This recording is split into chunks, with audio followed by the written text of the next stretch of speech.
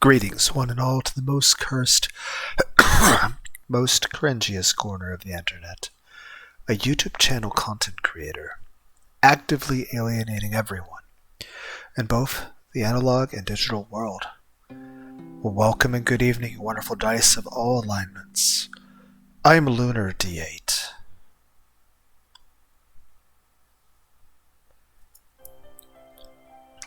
This is Let's Play Without a Voice.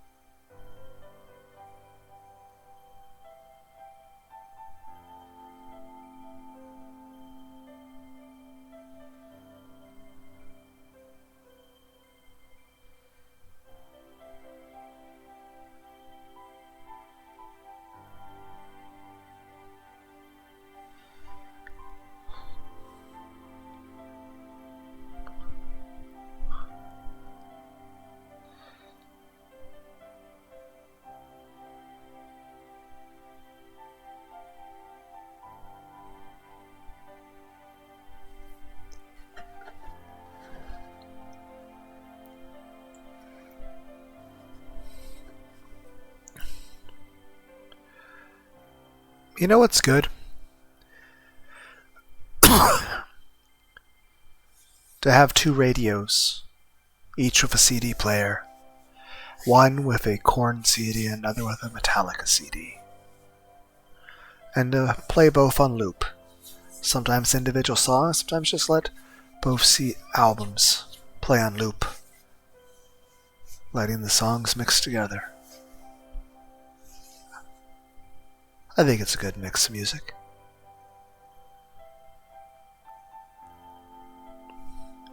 We're just sitting for a moment listening to this because it sounds nice.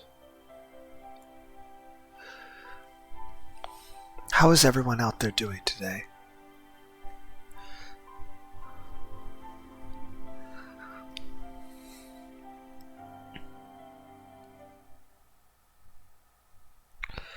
Please note, the following game contains disturbing themes and explicit content.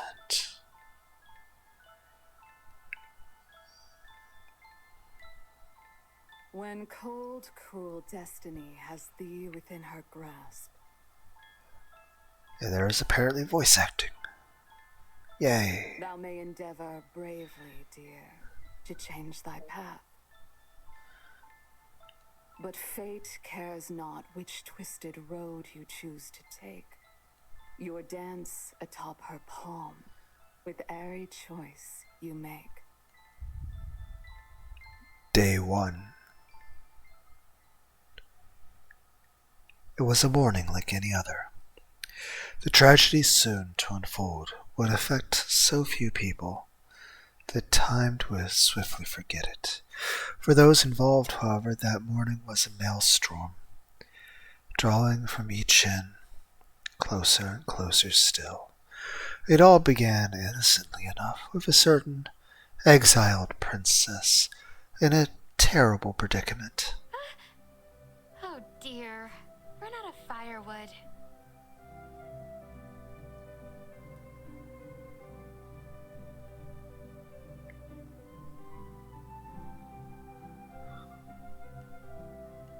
Only I'd noticed yesterday. This has caught me quite unawares. The ex-princess in question was named Cassidy, and she was the eldest child of the kingdom of Veromir. What's that you say? You've never heard of Veromir? One shouldn't be surprised. This all happened long before the universe summoned you into The existence. next shipment isn't due for a little while yet. But I cannot wait. I won't be able to cook or do laundry without a fire. So long had the princess been living in this cottage alone that she'd taken to talking to herself just to feel less lonely. Determined to gather some wood, before sundown, Cassidy grabbed a hatchet and some linen, and then quitted the place. Once outside, she paused, considering for the umpteenth time whether it would be best for her to lock the door. No one will come in anyway. My brother's agents never enter. No one else travels this deep into the wood. Convincing herself so, Cassidy turned away and headed into the forest to begin her mission.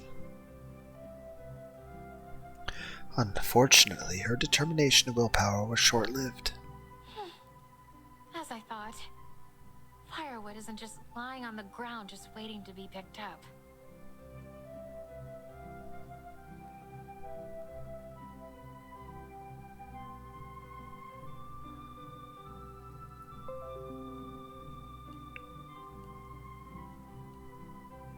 Though she'd brought the hatchet, she'd foolishly hoped she wouldn't have to use it. Faced with so many different types of trees, most of them quite large, she was unsure how to proceed. Now that I think about it, how much firewood do I usually use at once? Oh, the more I try to remember, the more addled I'd get. Perhaps I'll just subsist on fruits and fungus until the next crate arrives. A timely stomach growl quickly put a stop to such plans. Cassidy let out a sigh. For now, then, I shall return to my favorite place. It always brings me peace. That place holds some magic I've always felt. I'm sure I shall be able to think of something once I'm there. Her spirit restored, Cassidy hefted her linen satchel a little higher. It was not long until she would be comfortable again, she thought. Why, you're as radiant as ever.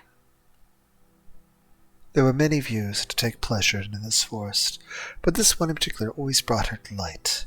Though she had lived here now for some seasons, the tree before her seemed never to change. I don't know much about wisteria. Are they meant to stay in bloom year-round? Perhaps the winters here are mild. Wisteria shall wither not when flakes of winter fall. Yet all must someday perish, while heeding nature's call. But nature wields not power o'er us all. A clear wind chime voice caught Cassidy's attention. Cassidy's heart stuck in her throat as she followed the sound, caught the sight of a woman sitting there.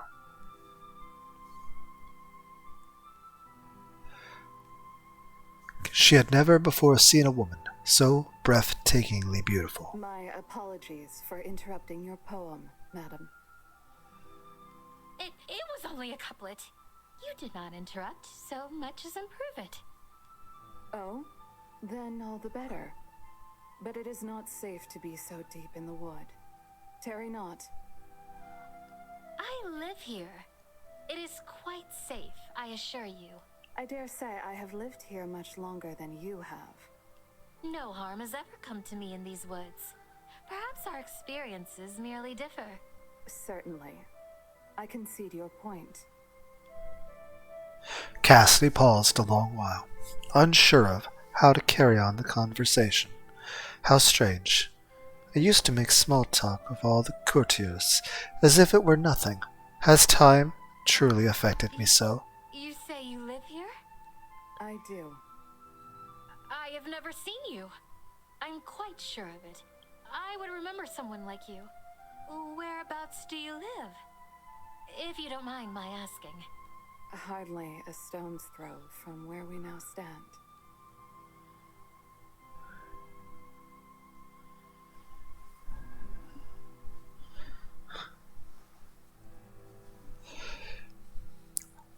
Aren't these technically the same response? I guess I'm saying the same thing, but this one's more negative. I suppose she does not wish to expose where she lives to another stranger. That is reasonable. She seems to be quite on her guard. I envy your view of this lovely place. Do not envy me. What could that mean? How droll. Oh, where are my manners? My name is Cassidy. I, too, live nearby. You may call me Elowen. Elowen. What a lovely name. Besides, I was already aware that you live nearby. What? How? I have seen you before, albeit from a distance. You come here often. Oh dear. I must have been making a complete fool of myself. I am sorry that you've had to witness that. Cassidy thought back to all the complaining she'd done under this tree, and all the time she'd sullied herself trying to gather fruit. There were many other truly mortifying memories. She stared at the ground in shame. I wonder what inappropriate things she would have done in the middle of the woods. When she looked up, however, Elowen was smiling. Cassidy felt her tension wane. So what brings you back to this place? I wanted to calm myself. Calm yourself? What for? What could possibly cause you distress? What a sour tone. Does she think I just daydream and laze about all day? Many things. I'll have you know that at this very minute, I am on a mission that might mean the difference between life and death. Okay, you're a bit overdramatic. Oh, and yet you dally here. What could this mission involve, pray tell? I see my presence is not wanted here. I shall return to my search forthwith. Just as she was about to turn away and leave, Elowen in the wisteria tree behind, Cassidy heard Elowen laugh softly. It was a bewitching sound. See, I have offended milady. No offense was meant, I can assure. Really? Truly, I would never wish to cause you pain. Tell me of your mission. I have run out of firewood. Upon hearing this, Elowen stood up and dusted herself off. Allow me to be of service. Oh no, I couldn't possibly impose. Please. This tree suffers so much every time you shed your tears and frustration upon it.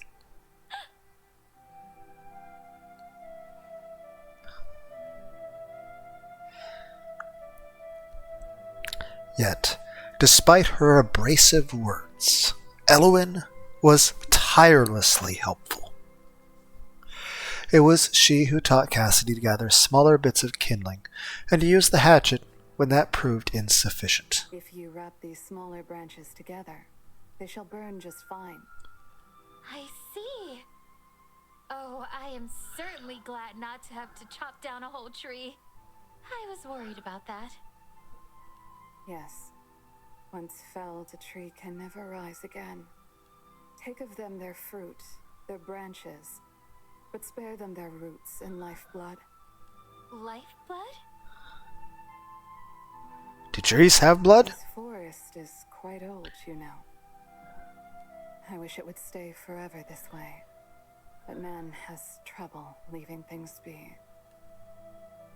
This disparity between Elowen's indifferent expression and the biting tone of her voice made Cassidy's heart ache.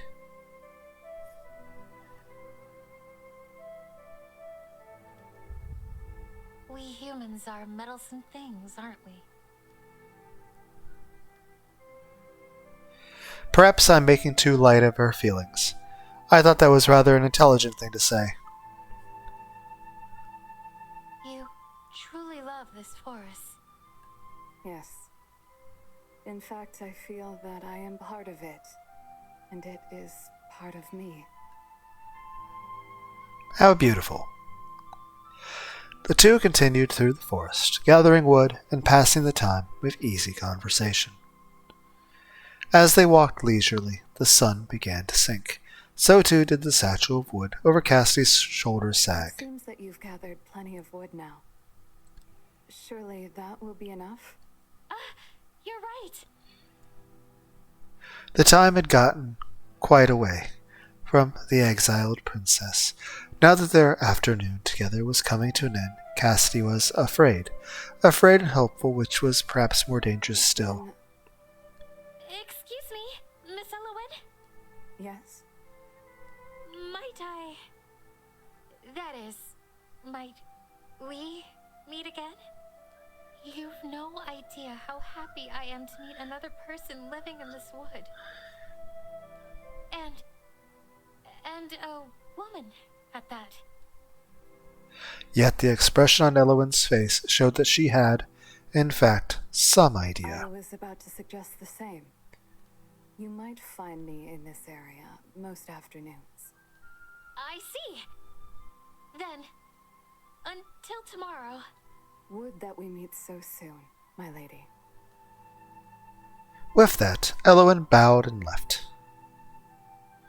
Her steps make an almost no sound. What a graceful woman.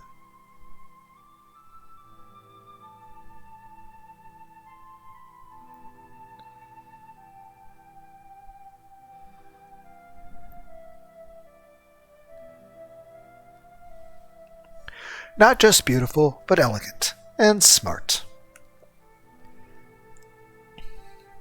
As she walked back to her cottage, so filled with thoughts Elowen was her head, that Cassidy forgot about her fatigue and the weight of her burden. She certainly is opinionated, but she must have so much more experience living independently than I. I hope I'm not a bother to her. And with that, the once princess returned home, blissfully unaware of the roots that were this very moment grabbing hold of her heels and pulling her beneath.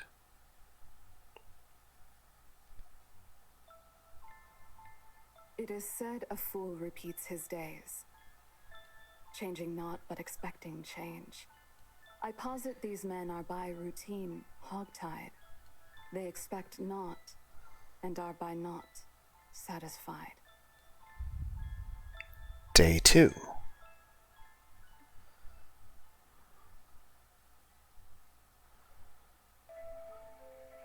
There is a sort of melancholy one feels when closing a book for the final time.